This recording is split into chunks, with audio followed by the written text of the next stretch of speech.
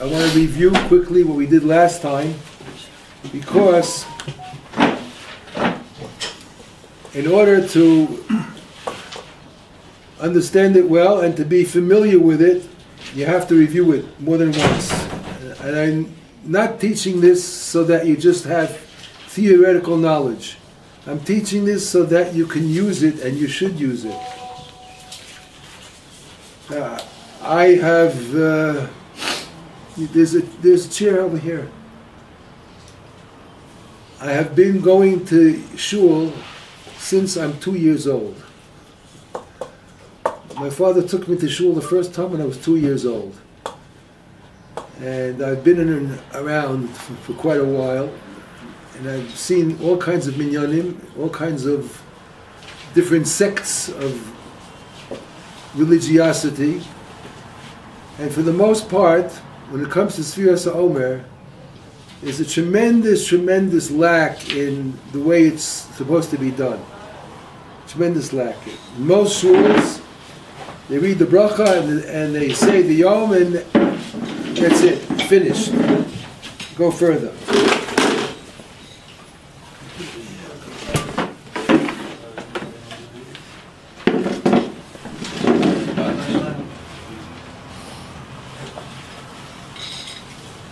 The Kabbalists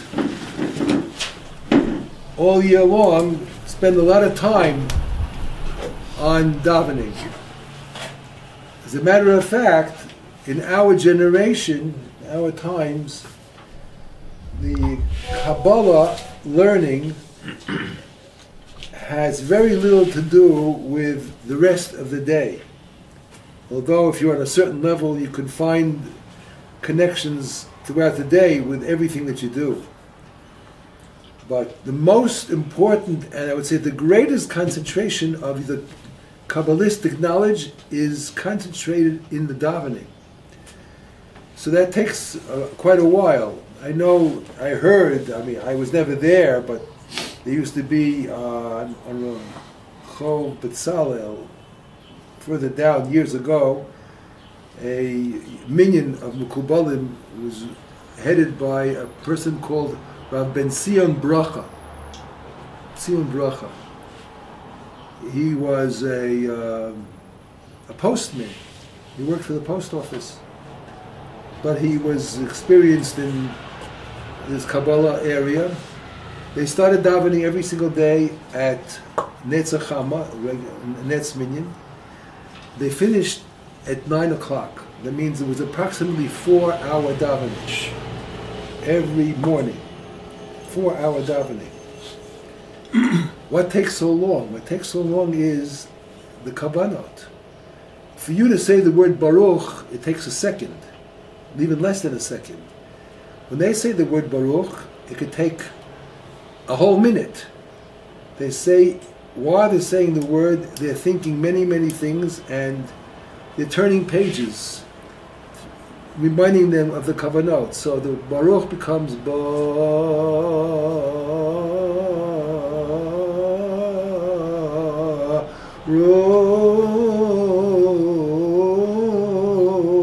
And while they're saying that, they're looking at the pages, thinking of all the things that are going through their mind when they're saying the word Baruch.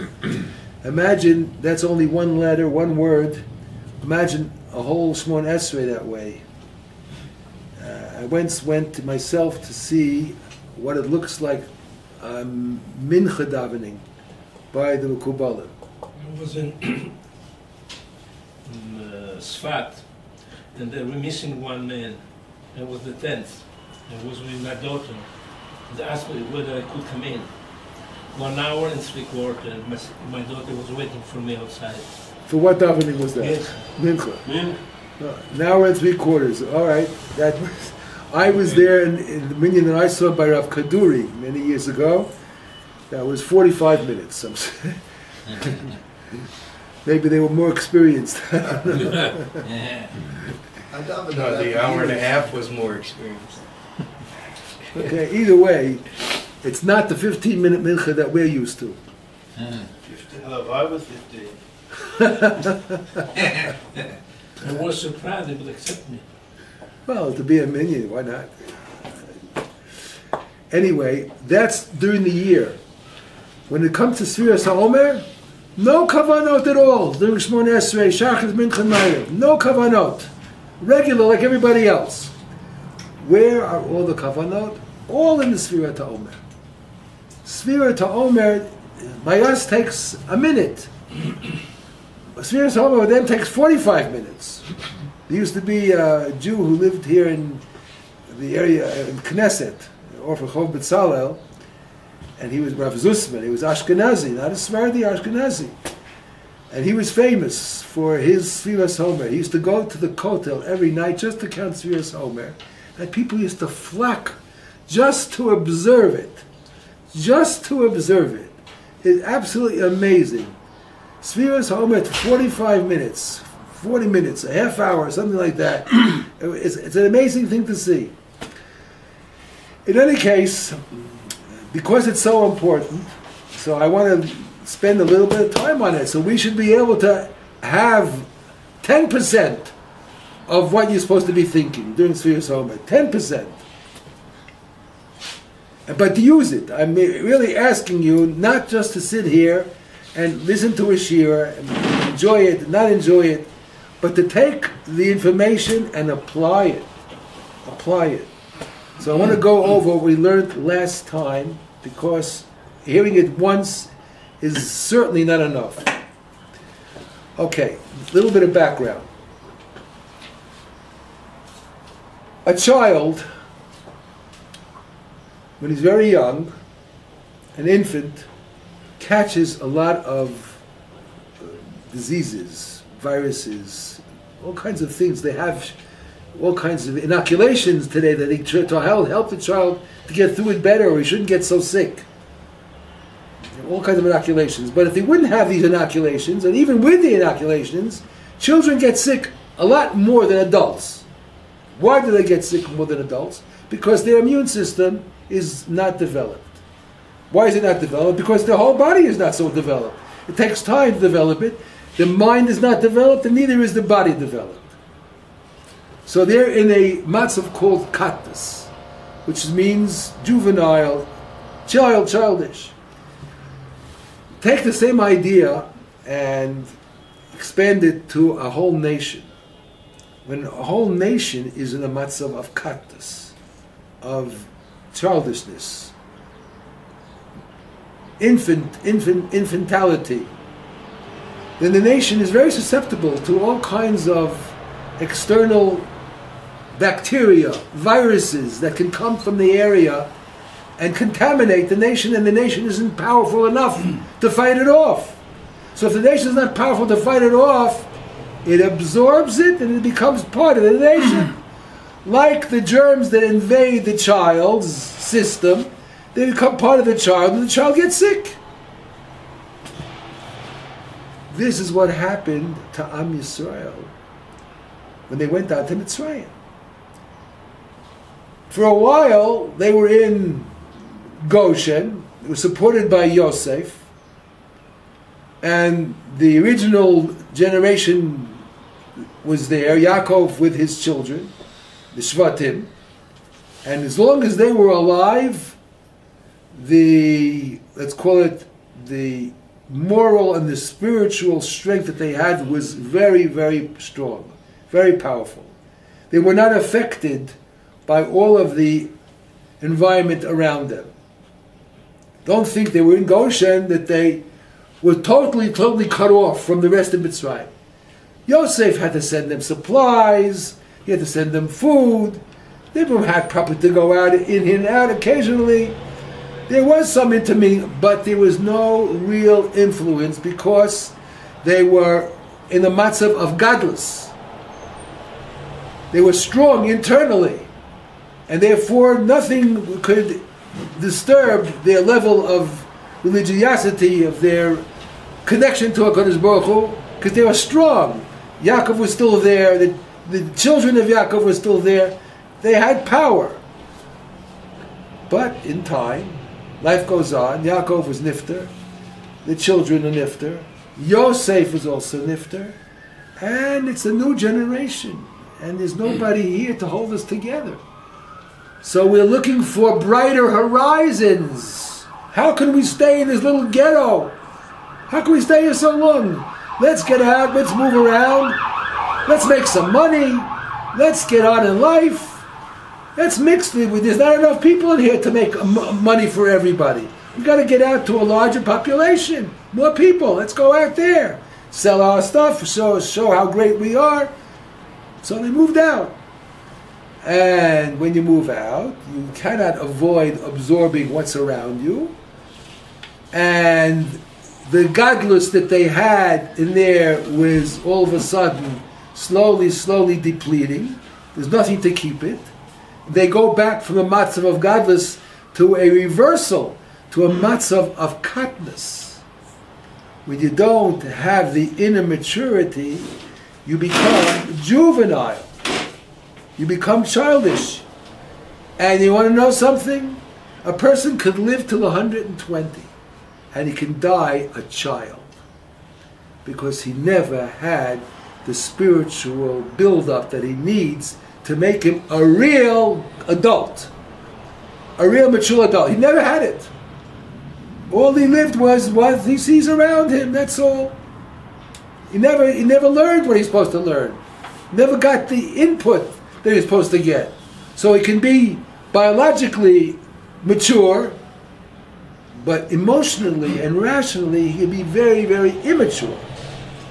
And when that happens, you're susceptible to anything.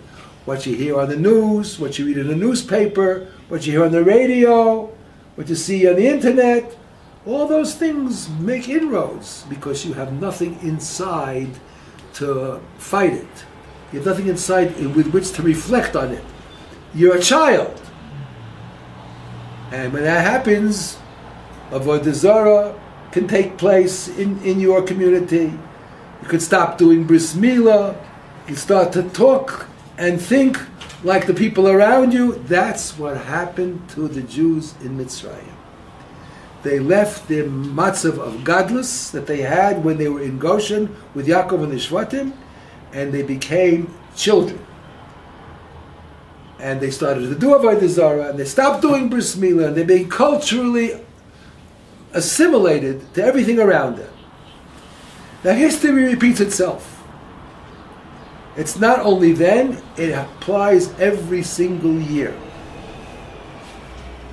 Now when they had to leave Mitzrayim, it was very difficult. Because the child only likes to likes to be where he's comfortable. He wasn't not interested necessarily in exploring an area that's dangerous to him. He's a child, he has his toys, he has his friends, he's happy here. He doesn't want to leave, and most of the people didn't leave. They stayed there. Only the elite left. The top neshamos left. So when they left, Hashem said, until now, I was very good to you. Very kind to you. I gave you, for one day, 24 hours, starting in Leil Seder, I gave you that maturity that you needed, that godless. But I'm only giving it to you for 24 hours. It's temporary. And I'm going to take it away from you, and then you have to start building yourself up, making yourself mature step by step, like a child normally grows, little by little, until you become your own gadol, your own physical and spiritual maturity. Then you'll be ready to get to Torah. So we're going through that now.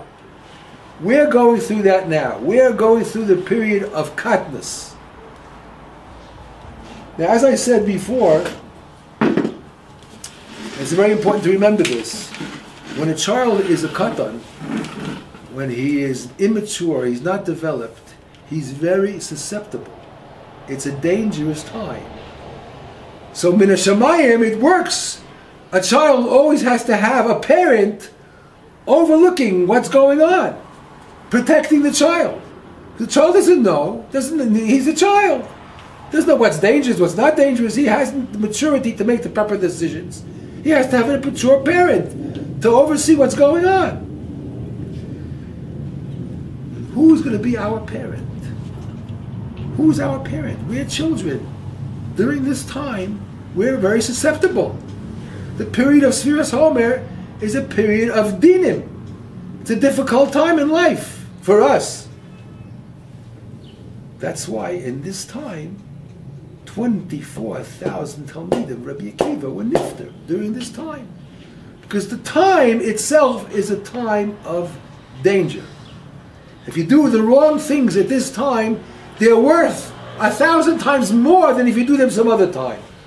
During this time, it's not good to do things which are chancy, which are dangerous, which could bring you to something. There are all kinds of accidents, all kinds of things beyond, we don't understand why they happen. But very often they happen during this period of Sfiras Omer. So you have to be careful during this period of Sfiras Omer not to do things, to go places that you don't have to do. When you have to do something, so it's a mitzvah to do it, then the mitzvah can protect you. But if you don't have a mitzvah to do and you're going just for curiosity, or you're going just to see the sights, a change in atmosphere, whatever it is you're going for, but it's not for a mitzvah, then you don't have that protection. It's dangerous. It's dangerous. You should think it over. Do you really have to go? I remember many years ago, even before we had the matzah that we have today, I was in yeshiva here in Rechavia. I came here as a bacher from America. And I don't know if I had gotten married or not, but it was a short time afterwards.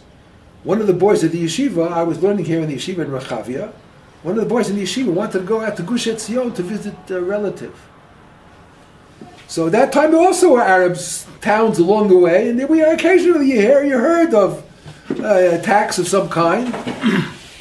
So he asked the Rosh Yeshiva, should I take the trip? Should I not go to the next trip? There was buses at those times it took you. They didn't have bulletproof buses at those days. It wasn't necessary yet because it was too seldom to make bulletproof buses, which are very expensive. So they didn't have the bulletproof, but they had regular buses. So he asked the Rosh Yeshiva. So Rosh Yeshiva said to him, why are you going? What's the reason for going? So he said it was, whatever it is, explain. Oh, he said, for Dvar Mitzvah, the mitzvah will protect you. It's not so dangerous now. The mitzvah is enough to protect you, could take the trip. That was those days. So you see, traveling on the road, especially when you're going to pass by Arab villages, Arab towns, it's not something to do during Sfiras Omer. It's not something to do. It's a dangerous time. We're in a period of katnus when we're susceptible to all kinds of, as we call it, marin bishin, all kinds of negative things, bekatregim, that can attack. And unfortunately, we hear on the news all kinds of unfortunate circumstances that are happening during this time. It's Ramadan for that.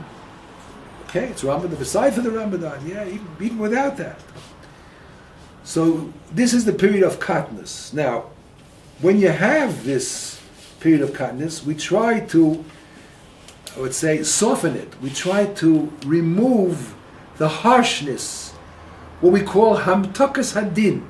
Hamtakas hadin. And how do we do that? How do we make the hamtakas hadin? So before I give you the answer, I want to hear what Rabbi Yaakov wanted to say. Go ahead. Look at Meir. Tov yot adam levad. Right. It's a mitzvah. Okay. Why? Yeah. Rabbi Yaakov is asking, he says, the pasuk tells us by Adam Arishon, before he was created, it says, Lo tov hayes adam levato. It's not good for a man to be alone. So he has to get married. That's the Ezer Kenegdo. Hashem will make him an Ezer. What do you want to say further? Till like Omer, we shouldn't get married. During the Omer, till like Omer. We don't get married because of the Avelus. Because of Rabbi Akiva's Talmidim, that they were nifter. I heard that when you are an Avel, yeah, to marry during your father's or mother's Avelut, it's a mitzvah. A mitzvah to marry? I mean, during the year, if it's yes. within. Could be. You're not supposed to postpone a wedding. Yeah, right. It's already planned. That's correct. If it's planned, you don't plan it l'chatchila. Correct. Yeah. Okay, very You good. don't put off the wedding. Right. If it's not planned, you wait. Correct. Absolutely correct. If They don't But understand to, willingly. Well, Kvodo just said they're not worth the להמתיק את הדין. Okay. To marry is להמתיק את הדין. Okay, I understand the concept. I understand the concept. I understand it. That's it. All right. Okay, so how do we go about this? How do we go about this sweetening and softening the din? I'm talking about how we do it. So it's not like you're going to see in the Batei Knesset at Ma'ariv. Baruch Hashem, Hayom Yom, Zeo, finished. It's not going to do it. Maybe it has some positive effect also. I can't say we should stop doing it. It's still a mitzvah. But if you have the kavanot, that's what we're learning kavanot of the Baal Shem Tov. But now we took a little break from the Baal Shem Tov because of this. We need this lemaisa. This is things that we have to practice now. And the kavanot of the Baal Shem Tov, how to make the bracha, put yourself into the words. That's still applicable. Still applicable. So that we always have. But let's talk about how we can use the bracha to sweeten the din. So that's the following way. Think, what in the bracha is it that has the power to sweeten the din? Can you think for a second, think of the bracha itself. What part of the bracha would be the powerhouse, the generator of the energy to sweeten the din? Anybody have any ideas? To be closer to Hashem. No. Ask them, think of the bracha. What part of the bracha has in it the energy to sweeten the din? Sfirat Omer. Okay, that's one suggestion. Anything else? Well, that's in the middle. No. Of course, the kavanah. Every part of a bracha, every bracha has to have the Shem Hashem in it. Without the Shem Hashem, it's not a bracha. It's just a tzura of a bracha. So the Shem Hashem is vital. The Yud Kei Vav Kei is vital to have kavanah on the Yud Kei Vav Kei, because that's what energizes the whole bracha, is the Shem Hashem in it. Kol bracha she'ein bo Shem or Malchus, ain't no bracha, Chazal say. A bracha that doesn't have Hashem and Melech HaOlam in it is not considered a bracha. It doesn't accomplish energizing that flow that has to come down. You have to mention the Shem Hashem. That's what energizes the bracha. Okay, so you think about the Shem Hashem. What are you supposed to be thinking about this when you say the Shem Hashem? I'm going to make it very bekitzer. A person, very interesting, I'm going to tell you now, a person can be described in 4 ways. The Torah describes a person with 4 different kinds of words. One word is Adam, another person is Ish, another word is Enosh, and the 4th word is Gever. All of these 4 words are used throughout the Torah. Adame? Adame lo? I said Adam is the first one. Adame. Adameh. No, Adameh is not a word. It's not a word to describe a person. A word that describes a person. You have Ish, Gever, Enosh, and Adam. Which is the highest of all 4? Which is the most important of all 4 names? Adam. The Zohar says Adam. According to all opinions, Adam is the most descriptive of a person who is mature, who has godless. And Adam, how do you see that? Where do you see that? In the first in the first parsha of Bereshis. Adam b'tzelmai. Hashem put a tzelem Elokim into this object which he called Adam. So Hashem creates something, he creates something which is complete. Doesn't create something which is half-baked. Complete. And he's called that Adam. And he had a tzelem Elokim in him. That's the highest level, Adam. Now, Adam has 3 letters in it. You could split the word up, 3 letters, into 2 parts. Let's take the Aleph separately, and the last 2 letters, the Daled Mem, separately. Aleph, Daled Mem. Now, Daled Mem, we know, makes up the word Dam. It's blood. Blood is red.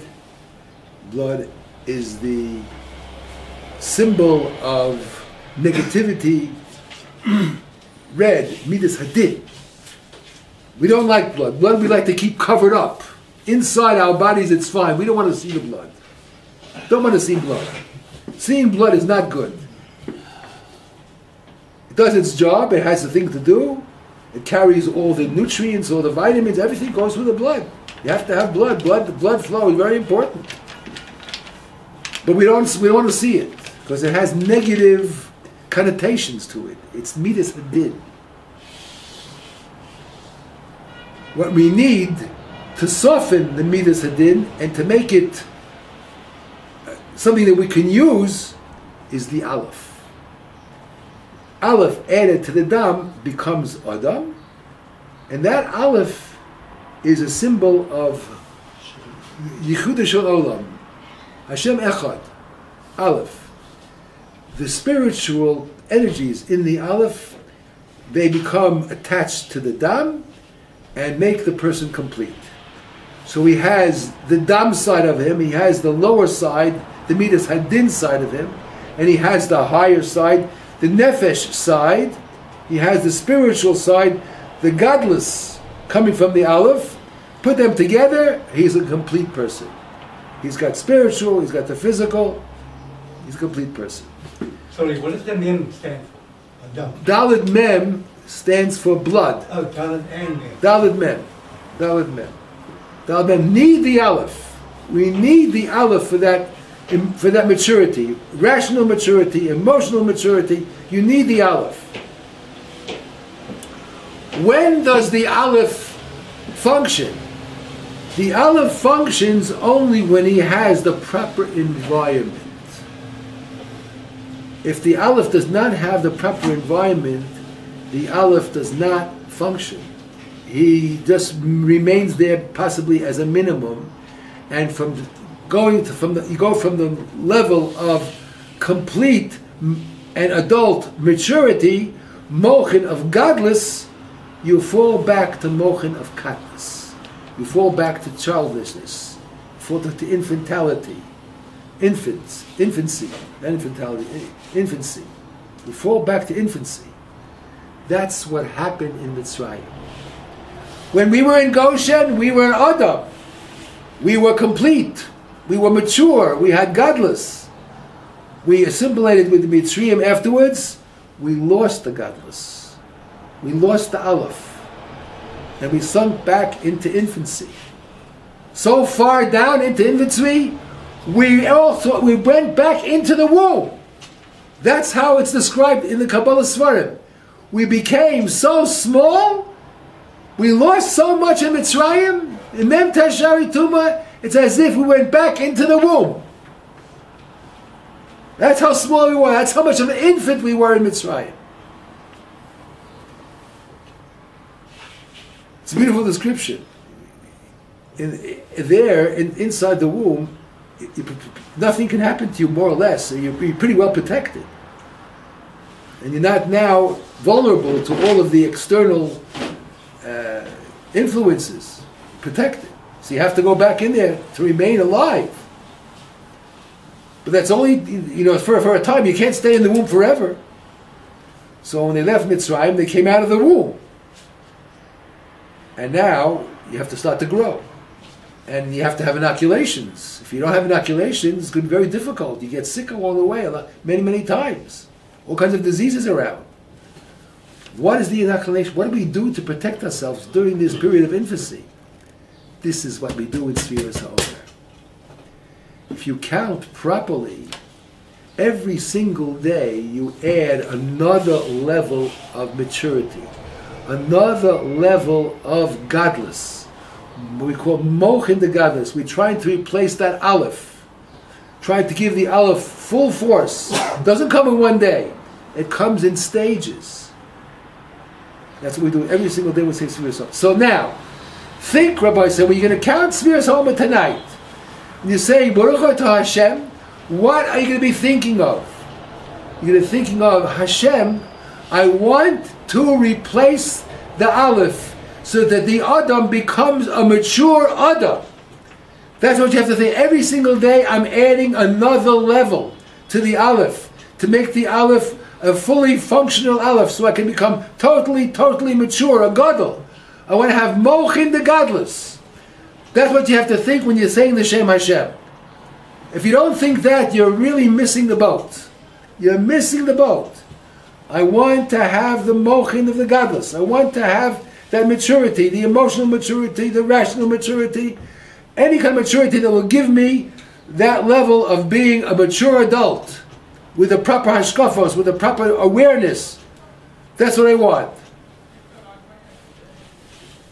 And then you go to the end of the bracha.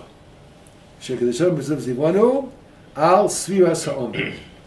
Now think, Sfiras HaOmer, the first two letters of Sfiras HaOmer. Samach Hey. Sfiras HaOmer. Samach Hey.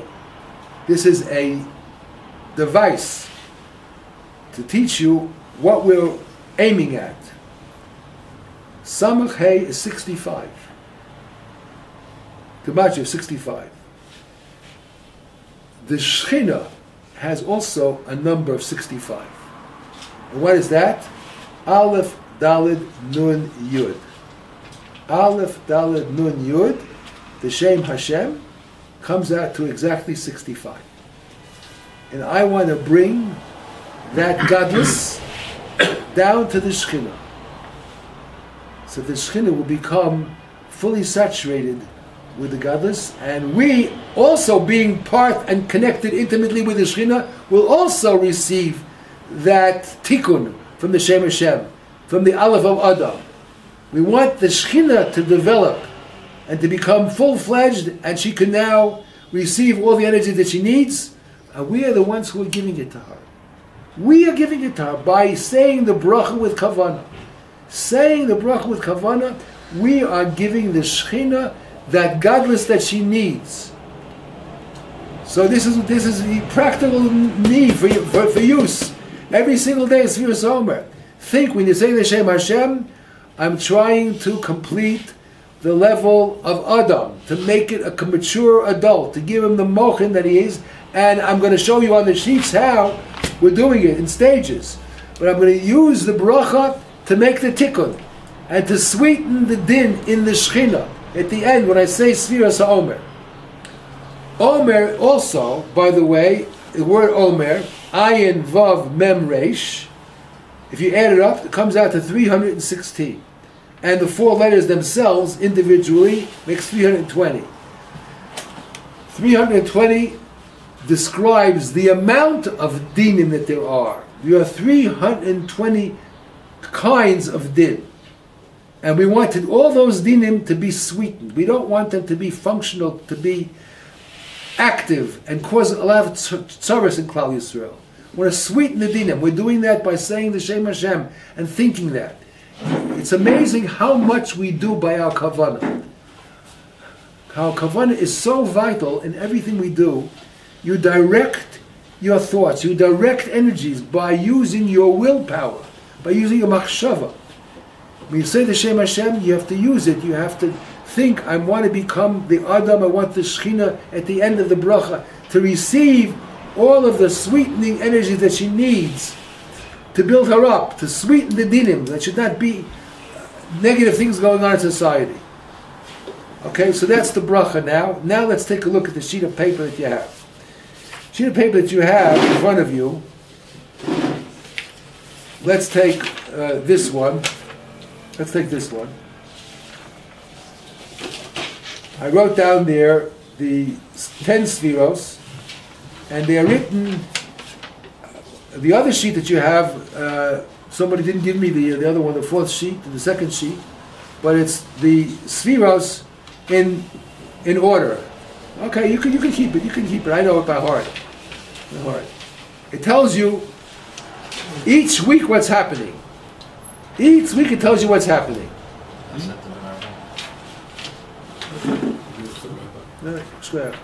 Tells you each week what's happening. Now you have 10 spheros, right? 10. And we know the week has 7 days.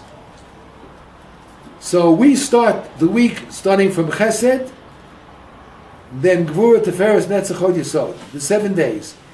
Where are they getting the energy from? Technically, they're getting it from the top 3 spheros. We're bringing down the energy, the godless, the mocha, the godless. We're bringing it from the top. From the Ein Sof.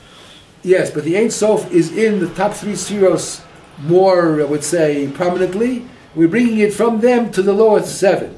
So you have Chochma, Bina, and Das, the top 3, and they are supplying the energy to the lower 3. The Chesed, Gvura, Tiferes, Netzachot, Yesod. And I wrote down on this piece of paper what happens each week, and this one is a little bit more in detail. So if you take a look at the second one, so I'll show you exactly what's happening, so you'll know exactly where you're standing. Take a look at the sheet with the diagram with the arrows. This one that I have in front of me. So you have, see up on top, Chochma, Bina, and Das. Chochma is the right one on top right is Chochma, the second one on the left is Bina, and they both feed the middle one, which is called Das. Now since Das is being fed from 2 sides, it's getting from the right side, it gets the Chasadim of Das, and from the left side it gets the Gevuros of Das. So the Mochin on top are actually 4 levels.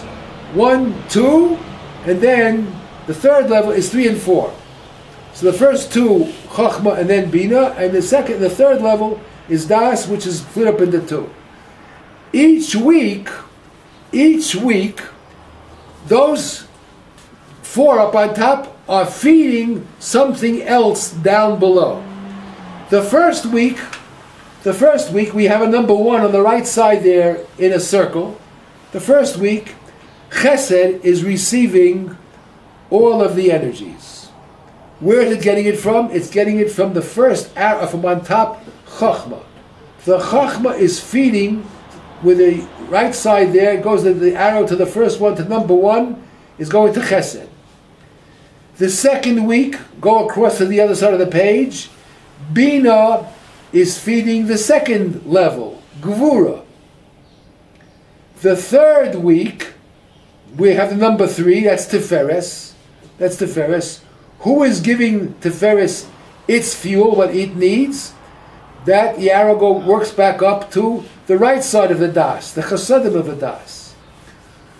The fourth week, the sphere of Netzach, it's getting it from the Gevuras of Das on the left side. So we now have completed the top 4 levels. Now what do we do for the last 3 spheres on the bottom? Hod, Yesod, and Malchus. What's going to feed them? The answer is, we have not completely exhausted all the Mochin. We go back up to the top again, and the Chochma now will come back into Hod, number 5, and the next one, Yesod, will get again from Bina, and then the last week, number 7, Malchus will get from both together, the Chasadim and the Gevuros of Das. Now it's very interesting. The 5th week, you see there, it's Hod. Do you know what the 5th week of Hod is? That's the week of Lag BaOmer. The week of Lag BaOmer.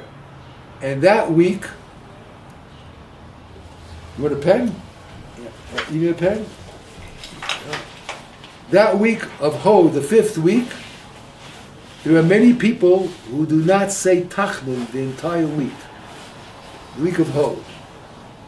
Why? Because they're getting again from the top level of Chochmah. Just like the first week of Sfiras Homer, we didn't say Tachnun. Where didn't we say Tachnun? During Pesach. The first week of Sfiras Homer, you don't say Tachnun. It's Pesach. So it's a repeat. We're getting from the Chochmah again on the 5th week. So therefore, they don't say Tachnun the 5th week, even though it's not such a good time, Sfiras Homer, a time of katnus. But since they're getting, again, replenishing of energy from the top level, from Chochmah, going all the way down to Hod, just like the first week they don't say Tachnun, they don't say Tachnun on the 5th week also. Is this a general rule? Huh? Is this a general rule? No, no, not a Who general rule. doesn't say Tachnun? Which There are some Hasidim who don't say Tachnun. is there a particular shul, a particular sect? I don't remember which Hasidim. There are some Hasidim who don't say Tachnun on the 5th week. Hod. Good, because they're again getting the same energies that we got the first week of Pesach on Chol HaMoed, which we didn't say Tachnun, of course. So they're getting it again, a repeat of that on Hod, and therefore they don't say Tachnun that week either. Even though it's in the middle of Sfiras Omer. Now, the week starts from the number or from the Sunday? From the number, not from the Sunday. It starts from when you start counting. This way was Thursday, we started counting, or Friday was the first day. Right. Okay, so that's basically it. That's more or less a very, very condensed form of what happens during Sfiras Omer, and you can understand now a little bit better what the people are doing when they're counting Sfira, why Sfira can take 20 minutes or a half hour to count. We only gave here a very, very, I would say, condensed form. They do it in much greater detail, much greater detail, with the much more expanded in the Shemos and everything. It takes much longer. So therefore, it takes longer. All their kavanas go there. So what are they adding to, Rabbi? They're adding what do they add? more details to everything we Such said. as? Different Shemos, different parts. It's a long process. Okay, what else did I want to say?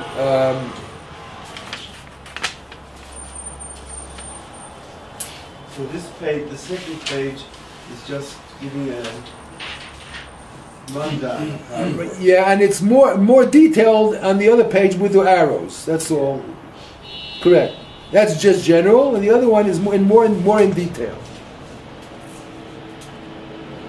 Now, I'm reading a book that talks about bringing in the elements Yeah. for every week. For For free? air, fire, water, and earth. I don't remember that Is being that there. some of the more detail you're talking about? I don't know. I don't remember that, and it could be. That's interesting to see that. I don't know. Where that I have comes a in. book, I'll show you. I would see how that comes into the whole diagram. How it fits in. I don't know, but that's probably also true. Yeah. All right. Any questions? Any questions? No. Okay. So we have a few minutes earlier. I'll just before the hour is over. I just want to tell you a little bit halachically about the Sfiras Omer also. You have to understand one thing. I know this is more true. Somebody just wrote a whole pamphlet about this whole problem. In Chutz La'aretz, it's much worse than here. Why do I say it's much worse than here? Because in Chutz La'aretz, especially in Europe or in Russia, you're supposed to count Sfiras Omer when it's dark. It says the Chabad. And that comes out quite late at night. I know that in some places, Motzei Shabbos, it's not Motzei Shabbos till 11 o'clock at night. So imagine Friday night, you want to come home, you want to make Kiddush, you want to sit down at a meal, and you can't daven until 11 o'clock at night. It kills the whole night. It kills everything. So there, it's very, very customary to make an early minyan. So what's the problem? No problem. Make early minyan. We make them early minyan here too. We make it. I remember in America we had early minyan Friday night because it comes out too late. Even in America, it comes out late. So make an early minyan. So you can save an hour and a half, something like that. But you can't count Sfira before it says a Chavad. So what do? You know what you do? People forget and they don't count and they lose their whole cheshik. They don't count altogether. So it's not for us. Not for us. Yeah, what is it? Yeah. I've heard that Shabbos that you can count before without brocha, having in mind eventually to say. This is what I'm trying to publicize. Trying to publicize this. It's a very, very good system. It's a very good system. Al Pidin, the time for Sfiras Omer is when it's nightfall. Tzeis HaKochav. The Shulchan Aruch was written in Eretz Yisrael. Yosef Karo wrote the Shulchan Aruch. He was in Eretz Yisrael. He was in Tzfas. I imagine when he wrote it. And here also, in the summertime, it's a little bit late. And by the Sfardim, they've got a problem. It's not like the Ashkenazim. They have a different mentality. They come together for Mincha, and after Mincha, you have to have a Mincha up until the Shkia. Then you'd have to wait until Ma'ariv to daven Ma'ariv. Afterwards, it takes another half hour until Ma'ariv, whatever it is. There are many people, either for whatever reason, do not wait. After Mincha, they leave. So what they did, the Sfardim, was, they said, you know what we're going to do? We're going to daven Mincha and Ma'ariv together. So Ashkenazim also. Yes, Mincha and Ma'ariv together. Most of them in America. One after the other, because they want to make sure that people have Ma'ariv, because when they're going to go home, they're not going to say Kriya Shema, they're not going to daven Ma'ariv, whatever. Or they'll forget, not willingly, but they'll forget. As long as it's after plug, right? Huh? As long as it's Oh, after plug. yes, of course. So they daven Mincha and Ma'ariv together. But again, they got a problem with Tzviras Omer. Tzviras Omer is supposed to be B'tzeis HaKochavim. So the Machaber, the Shulchan Aruch, has a way out of it. What's the way out? He says a person who happens to be visiting with a minyan, that they're davening early, it's still daylight, and they are like these Sfardim who are afraid of losing their minyan, and they're counting the Sfiras HaOmer, and they're saying the bracha, and it's still broad daylight.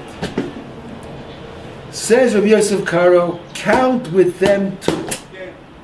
But you don't say the bracha. Count with them, but out the bracha. And in your mind, you make a t'nai. You make it conditional. You say, if I remember later on, when it becomes dark, says the Kochavim, I'm going to recount with a bracha, and since I made the first counting on condition with a t'nai, I'm nullifying my earlier counting retroactively, and this is my real counting, this is my real mitzvah. So, I said this to many people. Why get involved in maybe you're going to remember, maybe you won't remember? And there are many Rabbanim in Eretz Yisrael who are against making early minyanim all summer long. Why are they against it? Because not only will you forget Sfiras HaOmer, you'll forget to say Kriya Shema again too. That's worse. The Sfiras HaOmer, according to most opinion, is D'Rabbanan. Kriya Shema is Midoraisa. וספרתם ממחרת השבת, מדי רבונים? There's no Beis HaMikdash today. No Korban Omer. Only the Rambam holds that Bizman Hazeh, Sfiras HaOmer is Midoraisa. Most of the Poskim, the Rishonim, hold this Bizman Hazeh, Sfira is Midrabanan. So, if that's so, you can make this tonight when you're counting early, Friday night. Don't go home. There's a gabbai calls out, everybody remember, please say Kriya Shema again and count Sfiras HaOmer when it becomes dark. Now you get involved in the meal and you have guests and you're singing and you're drinking and you're eating and you forgot. So if you come to shul the next day and they have the minig in the shul that they call out the Sfira after Shachris or after Musaf, whatever it is, so you can count then. So you'll save the day. But not all places do they do that, and maybe you won't hear whatever it is. So you have this problem that you might miss a full day because you davened early, you didn't daven regular time. So therefore the Eitzah is the best Eitzah. Mishnah Berurah says it, and the Mechaber says it too. Count with them. Count with them even though it's daylight. It's after Plag HaMincha. It's after Plag HaMincha. It's an hour and a quarter before Shkia, or before Tzeis HaKochavim. It's dark enough, you can daven, if you're davening Ma'ariv at that time, how can you daven Ma'ariv earlier than Tzeis HaKochavim? If you can daven Ma'ariv, so you can count Sfira too. It's only Midrabanan. And then even if you forget at night, at least you counted Midrabanan, and it's enough to continue counting the next days with the bracha. So Even you without count, the bracha. Even without the bracha. you count both 1 hour before Shkia. So you count the first time without a bracha. And then the next morning again. Why do you have to count that? If you count it again at night, you don't have to count it in the morning again. Okay. But it's a good thing to have a habit of counting by day and by night, all the time. So that's the best thing to do. If you're davening early minyan Friday night, even though they don't do it and they don't want to do it, they don't want to call it out, this is the way we do it, now shul, don't tell me what to do, we're not counting here. We're just making announcements. Okay, what can you do? You can't change the world. But you yourself can count. Count at that time without a bracha, in your mind, making it conditional that I'm going to hopefully remember at night, and if I forget at night, I have this to be Saimach on, and I can continue counting the rest of the days with a bracha. It's a very good Asa, and it should be adopted by all shuls who make a Friday night minyan early. Okay, that's it, Rabbi, for this week.